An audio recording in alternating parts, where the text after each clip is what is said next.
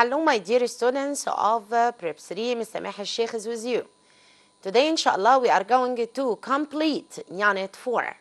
The title of Unit 4, Have you ever traveled by plane? Do you remember? We talked about what? We talked about present perfect simple, okay? So have you ever traveled by plane?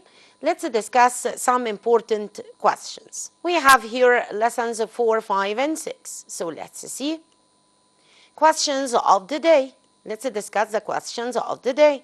We use sign language to make her understand us, as she is deaf. Here, deaf means that she cannot see, cannot hear, cannot read, or cannot write. Of course, she cannot, excellent student, cannot hear. If someone is deaf, he cannot hear, يعني أصم ما بيسمعش. Yes. Okay. So, a or an person isn't stupid. Interesting, clever, difficult, or slow, of course, clever. Yes. Now, my dear students, we are going to talk about Mark Twain. Mark Twain, a very famous American writer. تعالوا نشوف. Mark Twain was an American writer who wrote fun novels. بيكتب روايات فكاهية. He wrote The Adventures of Tom Sawyer. Adventures يعني مغامرات. And its sequel. Sequel يعني المتمة بتاعتها أو التكملة بتاعتها. The Adventures of Huckleberry Finn. Both novels are about the adventures of teenage boys.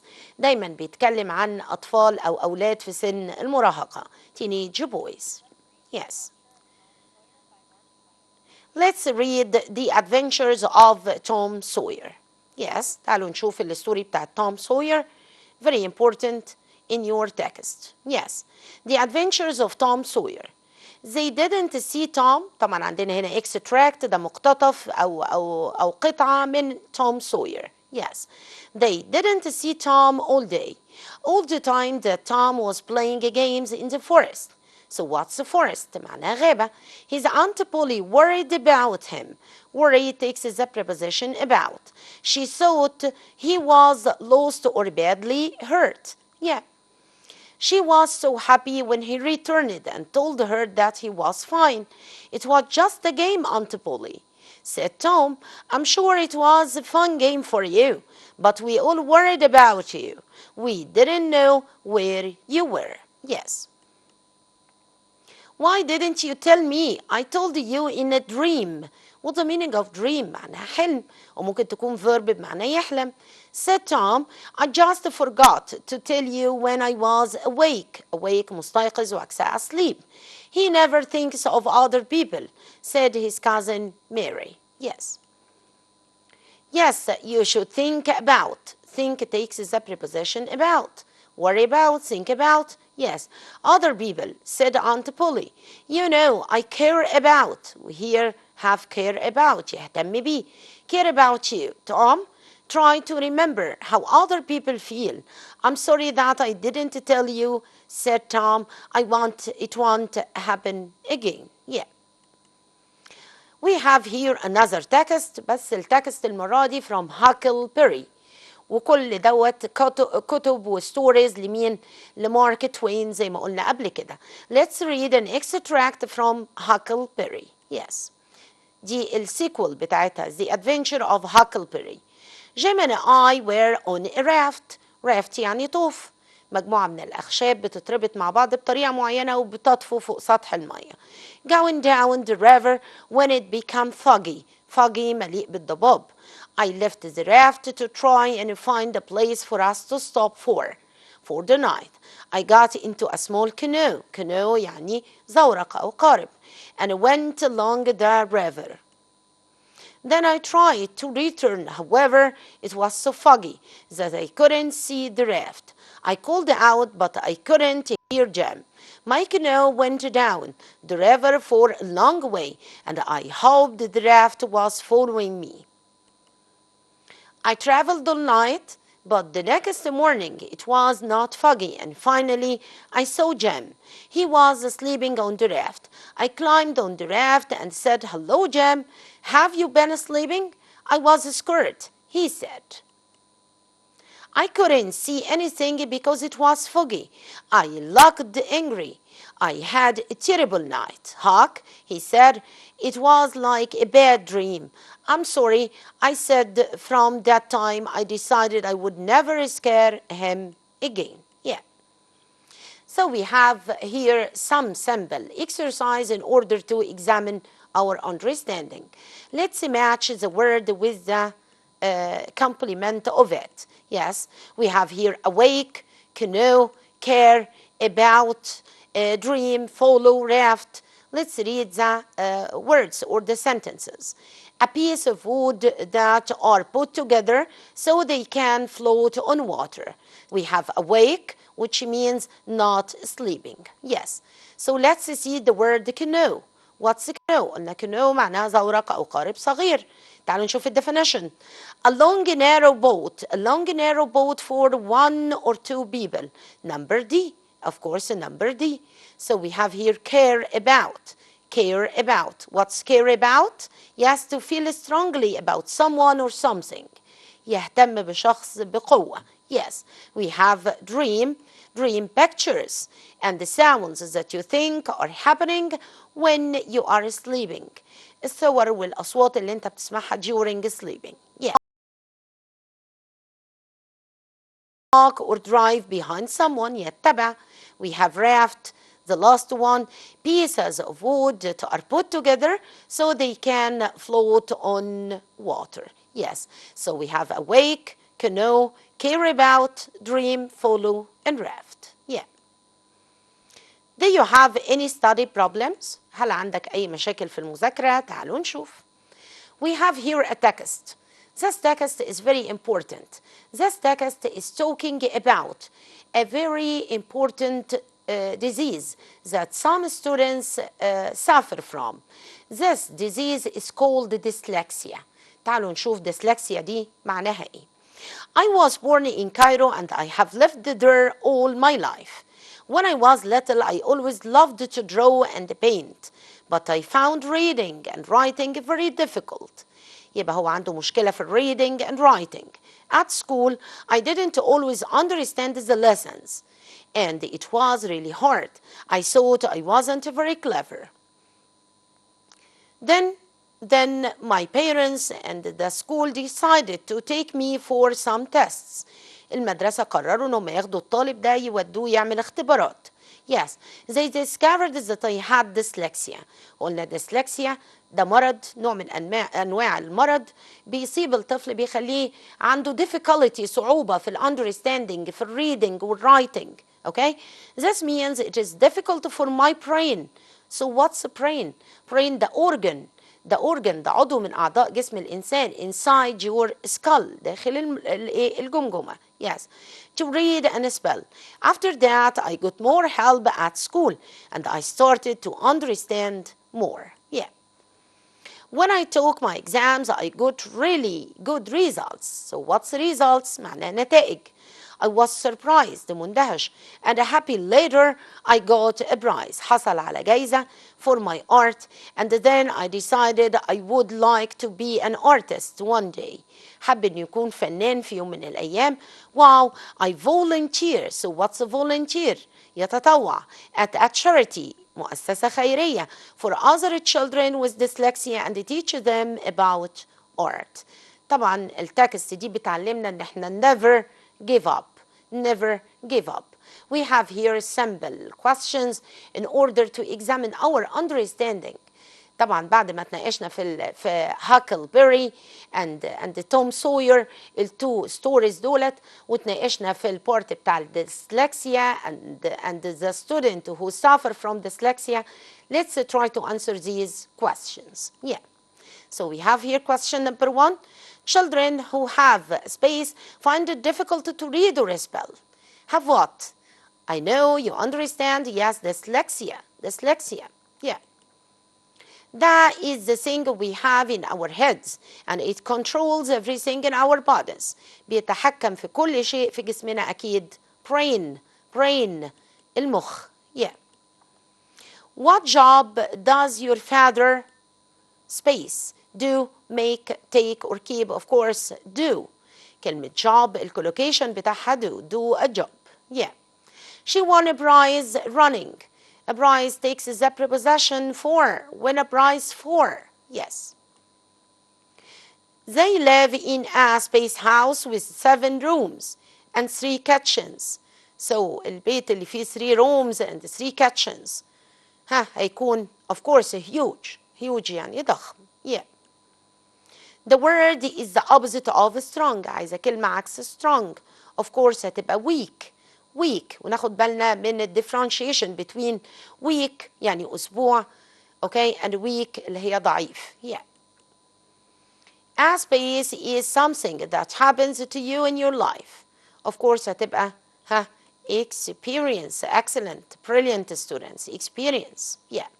Space means to swim using equipment that allows you to breathe. Breathe هنا يتنفس. While your face is under the water. وشنا تحت المية. طبعا دي رياضة اسمها ايه؟ يا ترى دايف ولا لا of course snorkel اللي هو الغوص عن طريق الأنبوب. Yeah, snorkel. Yeah. When we go shopping, we must make of things. We must make menu, list, receipt or bill, of course, list of things. قائمة من الأشياء. Yeah. I enjoy watching films. They are related to history. New, modern, historical or smart. طبعا حاجة مرتبطة بالتاريخ يبقى أكيد historical يعني تاريخي. Yeah. He is not single. هو مش عايش لوحده. He is of course married. يبقى عكس married single. وsingle عكسها married. Yes. We have here synonyms and antonyms. Word difficult. Synonym hard. الانtonym easy صعب. Yes. Teach يعلم. Educate وعكسها learn. يبقى I am a teacher, I teach you. You are students, you learn from me. Yeah. Huge. قلنا very big, enormous, giant وعكسها tiny or small. Yes. We have nearby يعني قريب من. Near, close to والopposite هتبقى far away, distant or remote. Yeah. We have suffix and prefix. We have note here. We have ing like in swimming. جبت noun. Okay, so swim, swimming. Swim يسبح. Okay, swimming السباحة. Yeah. We have y. Okay, like noise. Noise ضوضاء. عايزة أقول مليء بالضوضاء أحول لadjective يبقى noisy. Yeah. Let's see these questions. Educate has the same meaning as teach, learn, discuss, or give. Of course هتبقى teach. Teach and educate are the same meaning. When you make noise, you are اللي بيعمل noise بيكون ايه يا ترى؟ Of course noisy. Noisy of course. Yeah. The dinosaur was a huge animal. The antonym of huge is of course أنا عايزة الانtonym يعني of course tiny. Tiny. Very small. Yeah. The suffix turns the verb swim into a noun. ed, ing, ment, tion, of course ing, swimming. Swimming. I have a difficult problem. عندي مشكلة خطيرة. The word difficult here means easy, clear, new, or serious. Of course serious. ممكن أشيل كلمة difficult وأحط مكانها serious problem. Yeah. Now we have the conjugations of the verbs. ولازم نبقى عارفين my dear students تصريفات الأفعال. We have 3 forms of the verb. We have in present, we have in past اللي هو verb 2, and we have the third form of the verb اللي هو verb 3. So we should learn them by heart. We have regular verbs and we have irregular verbs. Regular verbs follow the rule. Irregular verbs doesn't follow any rule. We should keep them in mind. Yeah, let's see. Hurt, يؤذي أو يصيب. Hurt. Yes, the irregular verb. We have speak, spoke, spoken. Yes, irregular verb. We have tell, يخبر, told. We have draw, drew, drawn. Yes. We have mean, يقصد أو يعني. meant. We have spell, يتهجأ, spelt. Yes. Take a screenshot for this schedule. Yes. Okay? We have here fill in question. Let's see fill in question. We have a list of words, then we have to complete the text. I was born in Cairo and I have lived there all my life. When I was little, I always loved to draw and, of course, paint. Yeah, but I found reading and writing very difficult, very difficult. At school, I didn't always understand, يفهم, the lessons, and it was really hard. I thought I wasn't very clever. وجبنا التكست بوك اللي احنا لسه قاريينها بتاعة الديسلكسيا. Yes. Some grammar notes. تعالوا نشوف الجرامر notes الموجودة في البارت ده. The difference between past simple tense and the present perfect. Past simple tense, we use it for finished actions in the past. We usually say when it happened. يبقى مع past simple, my dear student, time is very important. Please take care for that note. لازم ناخد بالنا أولاد من النوت دي. لأن past simple التايم عندي بيكون very important. يعني لو أنا اشتغلت action لازم أقول وقت حدوثه. يبقى time is very important مع past simple. What about present perfect? Time is not important. Time is not mentioned because it isn't important. Okay? أقول كده I lost my keys yesterday. لكن أقول I have lost my keys. يبقى لو في certain definite time we should put it in past simple.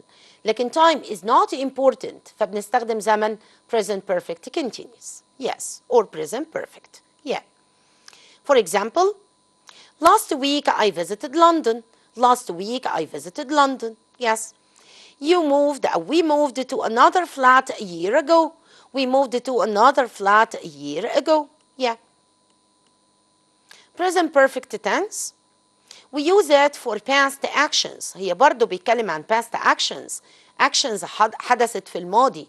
When the time is not important or for things that still continue now. الوقت هنا عندي مش مهم وممكن يكون الحدث ده بدأ في الماضي and is still continue up till now. For example, someone has broken the door. Someone has broken the door. طب if I asked you when, إمتى؟ هتقولي time is not mentioned لأن ده زمن present perfect. Yes. I have lived in Giza since 2004. يبقى action بدأ in the past and is still continue now. هنتنقل دلوقتي ل correct the words in brackets. هنبتدي نشوف ال question ونعمل ال correction بتاع ال words اللي between brackets. Yeah. Number 1, I have got married a few months ago. I have got married a few months ago. عندي هنا time marker, عندي ago, time mentioned. يبقى ما ينفعش have got, لازم أقول got only. Yes. Another one, we haven't gone to school yesterday. I here have yesterday. I have time marker to refer to past actions. يبقى لازم أقول didn't go. Didn't go. Yes. Does your mother cook the lunch? Does your mother cook the lunch? We have helping verb, we have subject and PP. يبقى of course لازم أقول has. Has وتكرر your mother. Your mother the singular يبقى has. Yeah. Where have you spent the summer holiday? ما ينفعش أقول spend مع have. I should put PP. Third form of the verb spent. Yeah. Another one. I bought this book last Friday. Last Friday. So I bought. Action started and ended at a specific time in the past. Yes. Have you ever moving to a new place? Of course, moved. Have subject ever PP. Yeah. Ali not play football yesterday. We have here yesterday. Certain time أهو. Time is mentioned في sentence. يبقى لازم استخدم past simple in negative form. Didn't plus infinitive يبقى didn't play. Yeah. Jana buy a new car in 2014. تكر بقى هنا.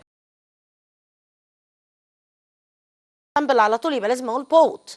لكن لو قلت since 2014 يبقى هتقولي has bought. Take care for this example. Yeah. ممكن يجي يطلب مننا هنا write 110 words about a story that you have read. طبعا لازم اشتغل الستوريز اللي عندي في اليونت لازم أتكلم عن هاكلبري or توم سوير. طب أنا مش قادر أكتب عن كده، ممكن أتكلم عن Black Beauty, the story of Black Beauty. المهم إن أنا أعمل mention للstory I have taught in this lesson. Yeah. So a short story you have read. Whatever you wanted to write about. Yeah. Okay. Match the verb to the life experiences. يلا نعمل matching between the verb وده الاكسرسايز موجود في students book page 38. يلا نشوف. Yes, we have learn, we have join, we have start, we have a lot of verbs here, we have move, we have went, okay, to another country, school, a language, a match, a sports club. Yalla, I leave you a minute in order to think. So learn what, my dear students? Excellent. Learn a language. We learn a language. طب join what? Join a sports club. ينضم إلى نادي. Yes. طب start what? Excellent. كلنا طبعا عارفين start school. بدأنا المدرسة. My dear students. Move to another country. ينتقل إلى بلد أخرى. When, of course, a match. الكولوكيشن ده مهم جدا my dear students وده من الستودنتس book. Yeah. Read the text students book page 38. تعالوا نشوف التكست دي موجودة في page 38 في الستودنتس book. ماهر بيتكلم هنا بيقول I have lived in a village in the south of Egypt all my life. I have never been to another country. وanother بيجي بعدها singular noun بالمناسبة. But last year I visited Cairo with my uncle. Yes. And my cousins, it was so big and busy, but it was fun. We went to lots of museums because I'm very interested in history. بالمناسبة interested in followed by يا إما noun يا إما verb ing. Yes. So now let's answer these questions. Okay, so complete the sentences with these words. السؤال number 2 في الإكزام paper بتاعتنا. We have here museums, fun, history, have, has, and country. Let's read the text. I have lived in a village in the south of Egypt all my life. I never been to another. Of course, I have never been to another, of course, country. But last year I visited Cairo with my uncle and my cousins. It was so big and busy, but it was, of course, yes, excellent, fun. We went to lots of museums because I am very interested in, of course, history. Yeah. We reached to the question of the day. وصلنا للجزء الخاص بسؤال اليوم. The questions of the day. So question number 1. I have never swam in a lake. عايزين نعمل correction للverb swim. Question number 2. Which sentence is correct? أي جملة من دول هي اللي هتكون صحيحة. We have 4 sentences. We have I live in Alexandria in 2006. I lived in Alexandria in 2006. I have lived in Alexandria in 2006. I will live in Alexandria in 2006. Okay? So I leave you a minute in order to take a screenshot for the questions. Answer them in your notebook and I'm waiting to discuss them the next session, inshallah. Yeah. So my dear students, we reached to the end of our session.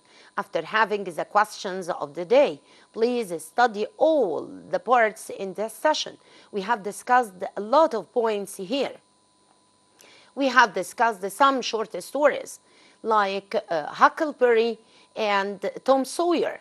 And please study these short stories. As I said before, you can come and have a question in your exam paper, write a short story that you have read.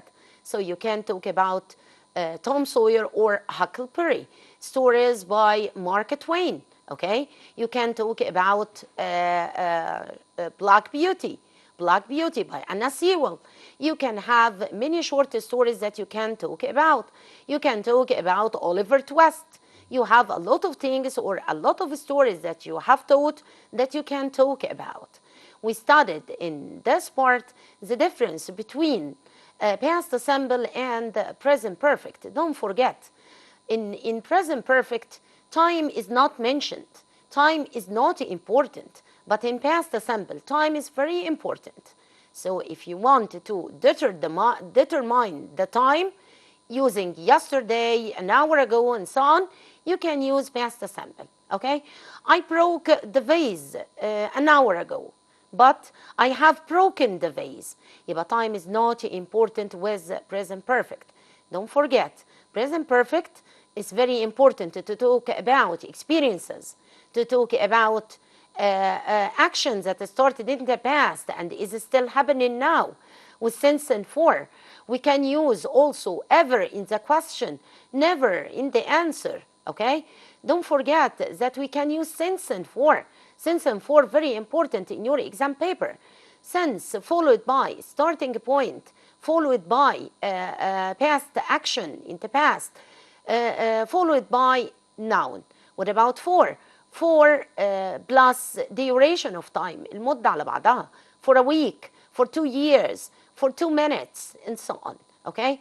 What about yet? We have also yet. Yet comes at the end of a negative sentence. I haven't completed my homework yet, okay? So yet comes at the end of a negative sentence. Also yet can become by the end of a question to tell me that this action is not completed up till now, okay? So please take care for these keywords. We have just, we can put just between have, has, and PP, okay? In order to tell the listener that the action completed a short time ago. We have already come between have, has, and PP, and come by the end of the question in order to express surprise. Okay? All these words are important in using a present perfect tense. Please study all these sentences. Study well. Study the grammatical hints or points or notes in your course. Thank you for watching our session for today and waiting for you the next time. Follow for more. Thank you and goodbye.